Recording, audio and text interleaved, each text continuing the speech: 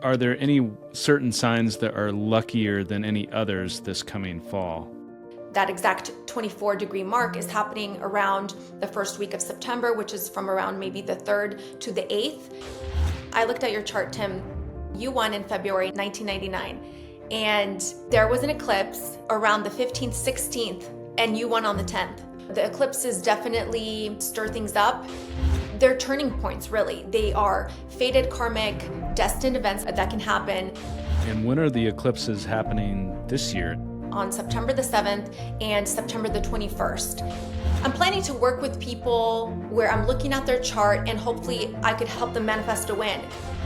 Welcome to Lottery Dreams and Fortune. I am excited to be joined here today with Aggie. She is an astrologer. She has been on this program once before. She is with Aggieology. She is a very popular TikToker, and she gives astrology readings. She's done mine, and she's done other lottery winners, and it's so fascinating because there's some big things happening in September coming up. This is very timely. So we invited Aggie back onto the program. Aggie, how are you doing today? I'm great, Tim. I'm so happy to be back. I have a lot of exciting nuggets to tell you and share with the audience. And I have to mention, last time I was on your channel, I had a lot of people from your audience book readings with me, and I feel like I know half your audience pretty well. Amazing. Well, I'm glad to hear that. I'm glad to hear that a lot of people came and got readings for you after the interview. And we will put a link to that below. But you sent a message here, and you mentioned that September is a very important month in the world of astrology and how it ties into sudden wealth and, I believe, lottery wins. So is that correct? And what actually is happening with everything in September with the stars? And how is this affecting people? What can we expect? So yeah, this year was a very pivotal year in terms of the astrology because in March and May, we had the 4 big planets change signs. And so as of May, Rahu and Ketu changed signs, as did Jupiter. And so Rahu is a bit of a wild card. It is a little bit chaotic, kind of monkey wrench energy, what I like to call it. Rahu tends to magnify planets it's with or aspecting. And so this is a recipe for, big exciting events such as a lottery win. Whoa.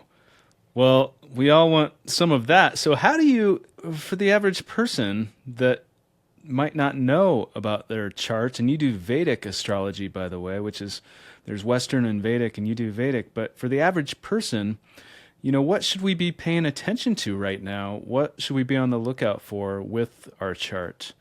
With Rahu, it's transiting Vedic Aquarius, and Jupiter is in Vedic Gemini. And if you think of a trine, it is a triangle.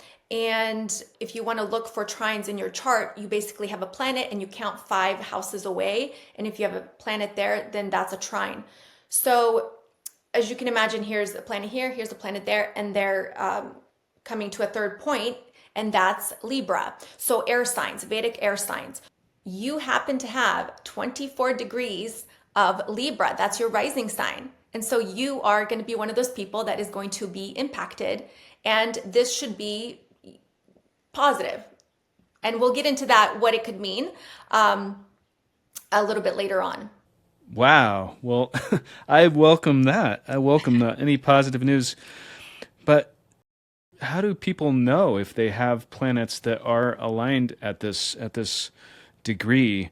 Is that would be through a reading with you or with somebody? And is there a certain date, to look out for, or what? This exact conjunction, the Rahu and Jupiter are in a conjunction right now as we speak, like I said, from about this last May to about next May. However, the exact conjunction, that exact 24-degree mark is happening around the first week of September, which is from around maybe the 3rd to the 8th. And that's because these planets move really slow. So I would say about the first week is the exact conjunction.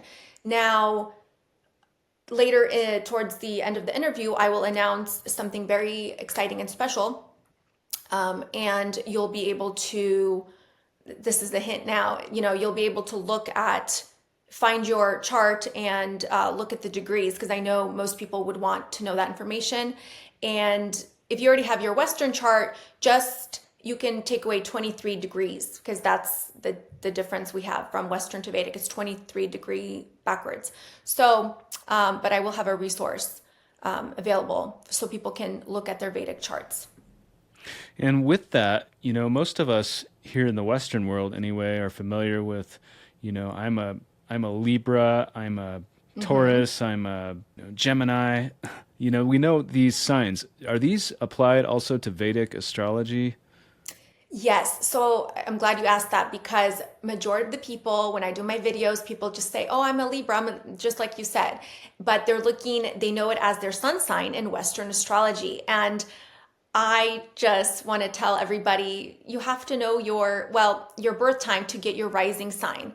And in Vedic astrology, they take the rising sign and moon sign as, the preference. And sun sign is just, third in line.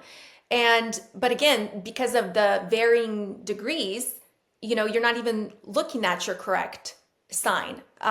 So, again, if it's nice to stick to one system and know your rising sign, and then the transits will make sense. When you follow along, it'll all make sense. And that's what I'm here for, to kind of guide people, introduce them into Vedic astrology and help them. So if your sun sign is a Gemini, just for example, then, or whatever it is, then are there any certain signs that are luckier than any others this coming fall? Mm-hmm. Well, this will be based on rising and moon. And like I said, I will have a resource on my website where you can find out your rising and moon sign, and you can follow along with this interview. So generally speaking, this will impact if you have a rising or moon sign in Vedic Aquarius, Gemini, and Libra. And like I said, if you have any personal planets in those degrees, in those signs. So that's who it'll impact. Now, I'll also mention that for some signs in particular, it will affect their money houses. And, that's what people want to know. So for Capricorn, I'll say this will be happening in your second house, the eclipse that's coming up. And maybe I'll get into that now. The eclipse is happening on September 7th. And that is a lunar eclipse in Vedic Aquarius. And so this will impact a Capricorn that will happen in your second house of wealth and income. For Libras, it'll happen in their fifth house of speculative gains and lotteries. For Cancer, it'll happen in the eighth house of shared resources and lotteries as well. And Aries, this will happen in their 11th house of large lump sum gains. So these are the signs that will be positively influenced in terms of money houses. So eclipses, they really do affect things in life. Like, we're talking about sudden wealth and potential lottery wins and that sort of thing in this interview. But in addition to that, like in general, you're saying that eclipses affect what happens in day-to-day life. Yes, absolutely. I get really excited for eclipses. We have them, there's about 4 a year. They're 6 months apart. They come in twos. And because I'm an astrologer, I'm aware of this energy, and I always kind of look out what's going on either in my life or other people's lives. If it's not happening to you, you're going to see events happening in other people's lives, if you're aware of it. And they're turning points, really. They are fated, karmic, destined events that can happen. There's endings, beginnings, and this is where the proof is. When I looked at your chart, Tim, you won in February 1999, and there was an eclipse around the 15th, 16th, and you won on the 10th. So there's, evidence there. Now there's another lottery winner that won a really high jackpot back in 22. And same thing, there was a lunar eclipse on the 8th, and he won on the day before. So the eclipses definitely stir things up.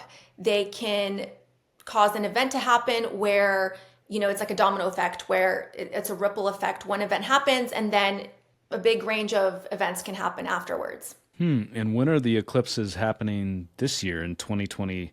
5 and 26. So this year, really just on September the 7th and September the 21st.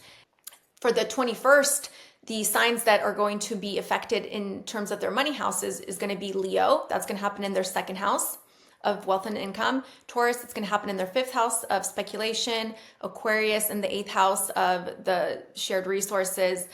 And Scorpio, it'll happen in their 11th house of large gains. So that's the next set of zodiacs that can kind of pay attention to this particular eclipse. And like I said, it's turning points and things can happen that there's an element of surprise and shock with eclipses because Rahu's involved. And again, it's kind of like that malefic, chaotic nature. But, it can be exciting. Just like a lottery win would be. It'd be shocking, surprising, but also exciting at the same time. So that's exactly the energy of an eclipse. Amazing. And I want to ask you about full moons in just a moment because, obviously we have one every single month, and there are some really interesting studies that have been done on as far as affecting, the waves and the tides. And I mean, that literally does change, but there's also been a study out there of full moons that people attribute that to more wins at casinos. I haven't seen any studies with lotteries, but there's one study that has more wins at casinos. It was an average of a 2% boost, and that might not sound like much, but, and they attributed that to full moons and the geomagnetic fields. So what's your opinion on that sort of thing? Mm-hmm. Yeah, I mean, I definitely think the energy is heightened around full moons, new moons. Generally speaking, a full moon, there's events that come to culminations, or again, endings, or you have some kind of closure. With new moons, it's kind of planting new seeds or intentions, starting new projects. So being aware of those each month can definitely help. Now, the eclipses are basically new moons and full moons on steroids because they involve the nodes Rahu and Ketu. So they're just heightened versions of new moons and full moons. Like, how does this work? I mean, I understand Rahu, and I mean, what you're telling me about Rahu, and I obviously am not an expert in this, like you are, but like, how do you explain how this works to the layman, the person that just doesn't necessarily believe in this or know what it is? Like, how does this energetically affect our lives, the placement of the planets and everything? Yeah, no, that's great. In general, with Vedic astrology, the planets are called grahas, and that means to grasp and to hold. So whether you believe in astrology or not, the planets have an influence on us. And, they're constantly moving in the sky, the planets are, and that's called transits. So at the time of your birth, it's a snapshot of where the planets were, and that's your birth chart. That doesn't change. But the transits keep going. They keep moving. And so the transiting planets affect you because you have a birth chart. You have houses. Everybody has 12 houses. And the houses are areas of life. And if you have, a powerful malefic planet in your first house, well, then you might be prone to accidents at that time. So as long as you know what you're looking for, and if you really dive into it a little deeper, there's truth there. I said this last time, but I wouldn't be doing this long. I studied this for at least 10 years and then started doing it professionally for about 5. And I mean, it's, the proof is in the pudding, and I just love it. If you study it, you'll agree. And you have a knack for details because you used to be an accountant. Is that correct? Yes. I do. And that is, I think I've also mentioned this, but 8th house is very much shared resources and professions of accounting, tax preparers, insurance, and then also it's metaphysics, astrology. And so if somebody has prominent placements in their 8th house, they're going to either maybe work in finance or banking, or they're going to be drawn to these types of metaphysical subjects, and lottery wins, because 8th house, when we talk about lottery wins in particular, the houses that are impacted the most for those is the 8th house and the 5th house. So we'll also get into that a little bit down the line here. I mean, obviously you've looked at my chart with in relation to the lottery win in 1999, but you've also looked at some other lottery winners. So are there any similarities, or, I mean, you mentioned a couple already with eclipses. Is there anything else in addition to that that is a good indicator for people that you're more apt to win? Yeah, no, there's just so much, but I'll mention that if you have the Rahu and Jupiter in a trine, conjunction, or opposition, like we talked about a little bit at the beginning, if you have that natal in your chart, that is more susceptible to potentially winning. Now, you don't have to have this, but if you do, it could be helpful. There's so many configurations that can lead to a win that, but also a Jupiter Uranus, okay, because Uranus is the planet of shock and surprise, and it's very exciting as well. So as you can imagine, if you put that together with Jupiter, that also would constitute a potential lottery win. So having Jupiter and Uranus in a conjunction, opposition, or a trine as well in your natal chart, the stronger the planets, the more juice there is, and so it's likely to produce results. Now, there's also Dana yogas. Those are wealth-giving Dana yogas in a chart. And, the more of those you have, then there's more opportunity to win or come into money. There's, so much, but that's kind of, the basic ones. Well, if someone wants to harness these transits, or, they have a reading, then what action steps should they be taking? If you see this in your chart, which action steps should you be taking? Be familiar of your transits, be familiar with your birth chart. And again, I will have a resource that I'll talk about towards the end with that. But you want to know, basically, just be aware of your transits, because if there's benefic planets affecting your money houses, well, then that's when you should be playing, or that's when you could be buying the tickets. Now, sometimes with the lottery wins, it's like looking for a needle in a haystack. I'll be honest. It's definitely, but it happens. It happens. I mean, there's lottery winners almost every day. I don't know. So it's possible. I mean, everyone wants to know, of course, how do you get a reading, and, how does this work? How does one go about doing this? Because you have a very popular TikTok page at Aggieology. Yes, Aggieology. And I've lately, it's been interesting. I've always been doing the readings professionally for about 5 years, whatever people kind of need, but I do general natal readings and yearly readings. Lately, I think my niche is going a little bit more towards the wealth assessment and lottery wins, because that's kind of my passion. I reached out to you originally because I thought, oh my gosh, I love, analyzing lottery charts, and here's Tim talking about lottery winners. So that is my knack, like you said. And so I'm kind of gearing towards that.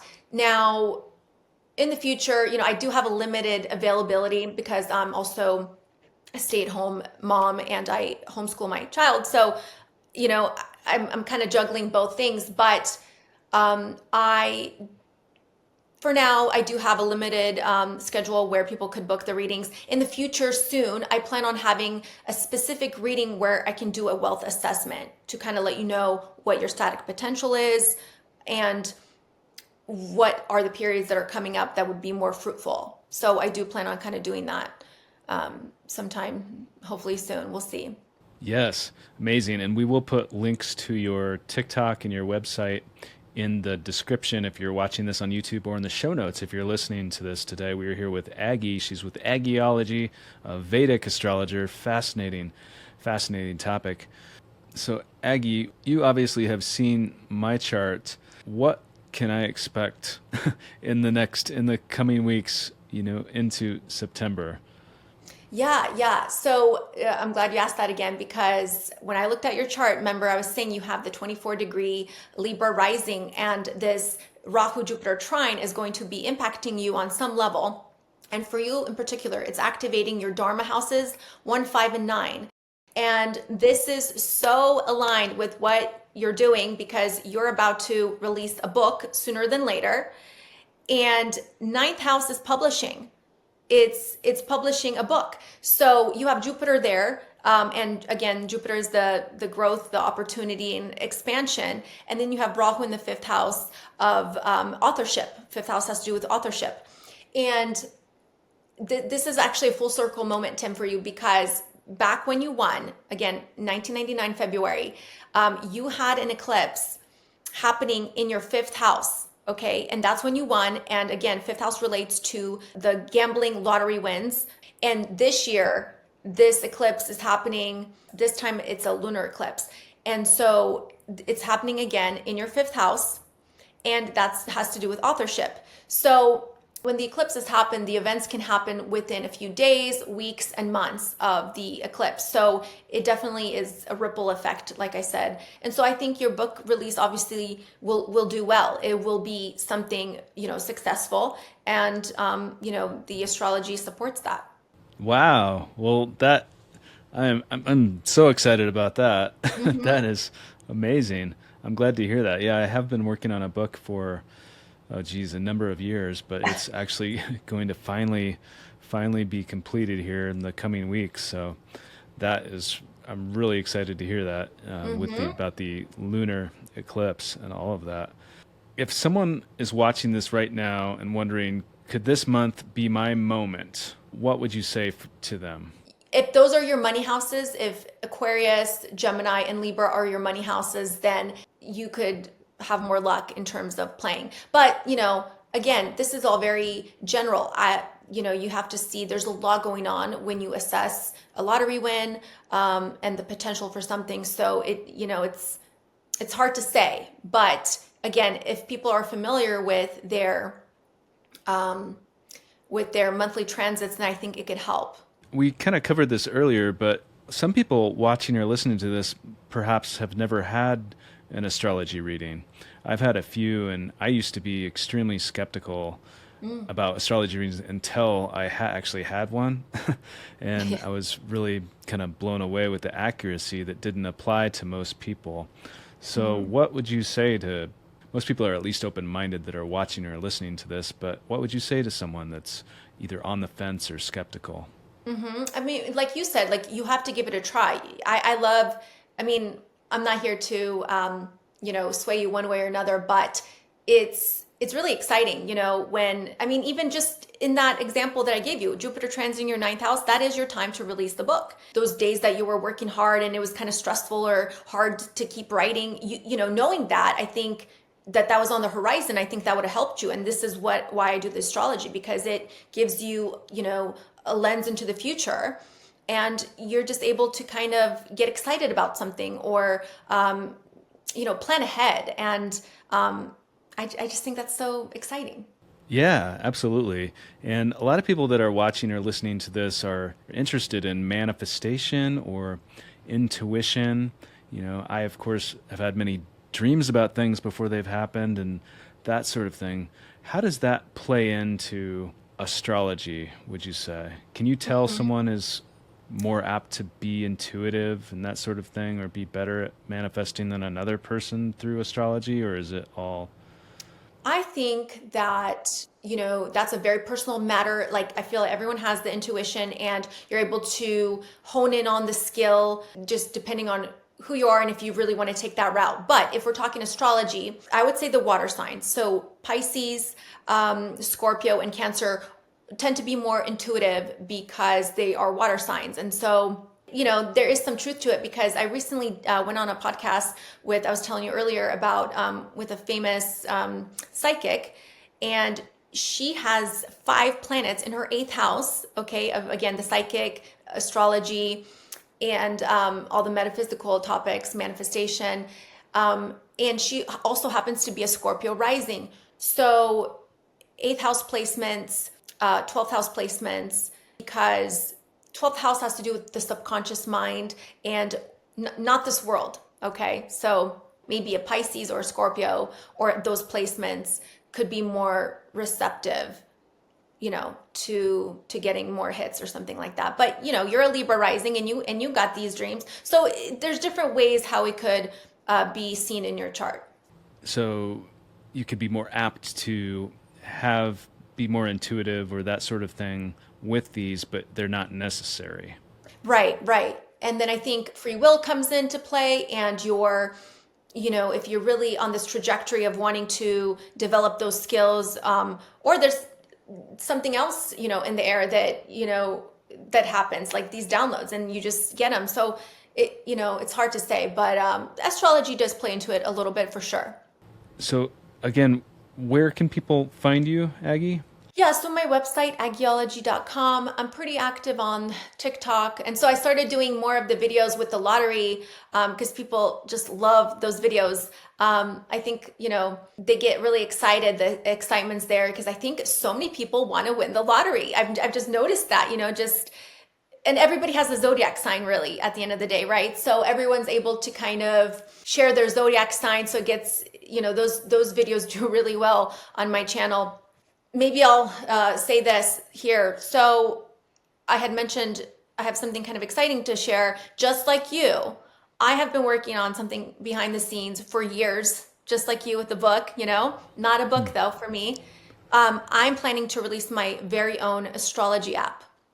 And so that is the resource I was talking about for people that want to see their chart, that want to get their monthly transits. And like I said, I've been doing this already in the form of readings. I currently have them, but yearly email readings. And so now I'm converting that into app form. So you're able to access immediately. You got to know your birth time. You got to put in your information, create an account, and you're going to get access to your Vedic placements, your Vedic birth chart.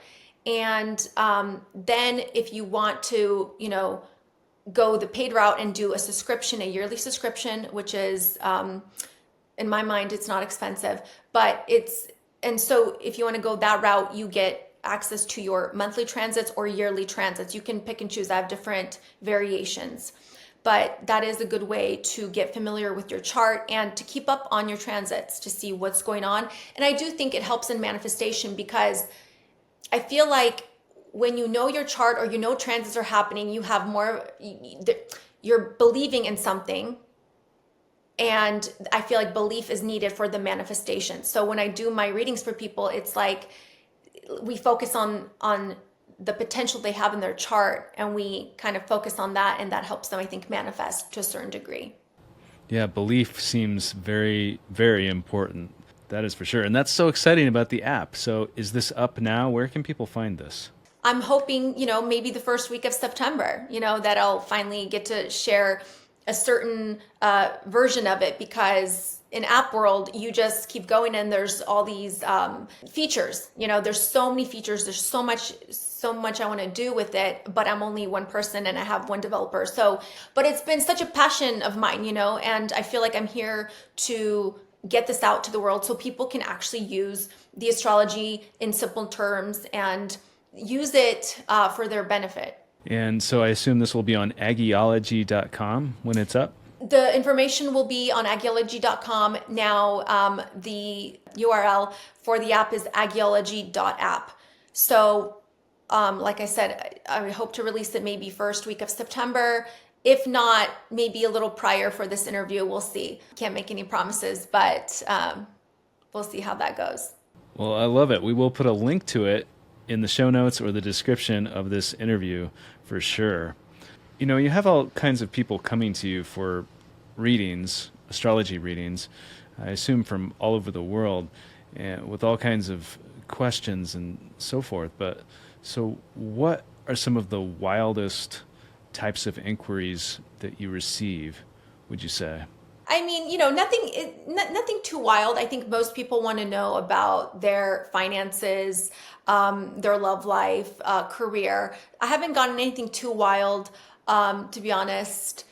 But I think people find me, through with the lottery. I think those are the ones that they're drawn and they want to know if there's a chance. It's amazing. There's a guy from, I think, your channel that had come to me, but a few days and weeks before that, I had thought, wouldn't it be cool if I actually could help someone win the lottery? And so the synchronicity came, and this person had contacted me, and so I'm assessing his chart, and so there is potential for him. But so I'm planning to work with people where I'm looking at their chart, and hopefully I could help manifest help them manifest a win, because that would be, and we could bring it full circle and have them come on your channel. I mean, what perfect community to do that with. So if you're really serious and you like Tim, when you were getting the dreams, or if you really feel this knowing, or you really want me to assess your birth chart, definitely book a reading. Otherwise, with this new app, what I'm hoping can happen is when you enter in your information, you're going to get your chart, but also that will save you in my database. And eventually I plan on, utilizing that information and hopefully maybe finding out people that have more potential to win at certain times, because I would love to help somebody win and, again, bring it full circle, because I just, there's a good energy about it, right? So hopefully we can make that happen and have the three of us, do an interview.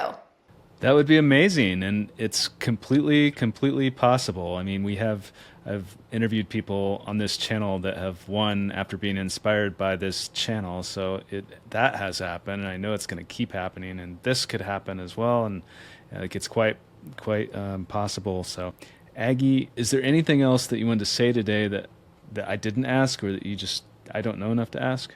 Mm-hmm. I mean, I almost feel like we covered it, a lot of what I wanted to say. And I have my YouTube channel just like you. I sometimes now, like I said, because I'm kind of switching, or not switching, but niching down to maybe the wealth, I plan on doing some more videos in the near future with, doing charts of wealth assessment or more lottery winners. So if you want to follow me on the YouTube, you can there. But otherwise, just stay tuned about the app, because I think it'll be very useful for people. I'm looking forward to your, book release, Timothy. There's, I feel like the astrology is on point with everything. And I think we covered it all.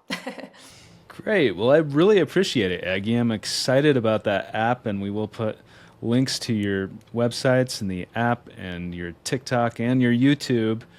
And I know you're on Instagram, all the places in the show notes and description. So thank you so much for your time. It is extremely fascinating, and I'm excited to see where it goes in the future. And you should check out her page if you're interested in astrology and want a very in-depth reading. Check out her page. We'll link to it below. But Aggie, thank you so much. Is there anything else that you wanted to say today? Just have fun with eclipse season, and we'll all be in touch, and maybe I'll come back on in the future when there's other placements or configurations also happening in terms of the lottery. If there's anything else exciting, I'll reach back out. Absolutely. Well, thank you so much, Aggie. I really appreciate it. It's great to see you again. And again, everyone, check out her TikTok, YouTube, and website, and her new app. Thank you, Tim. Thank you. See you. Yeah, thank you. Because I've had this idea always since I'm writing a check that I was going to win the lottery. So when you want to request something from the universe, you let the universe work everything out, because it's all out there already. I manifested the cards that I've had. I have a vision board. And in that vision board, I pinned that I wanted to go on a private plane. And I went on a private plane. I was there. And I look at that sometimes and I say, my gosh. And so many things from there that I have manifested. It tells you that everything that we speak and that we think has an immense vibration.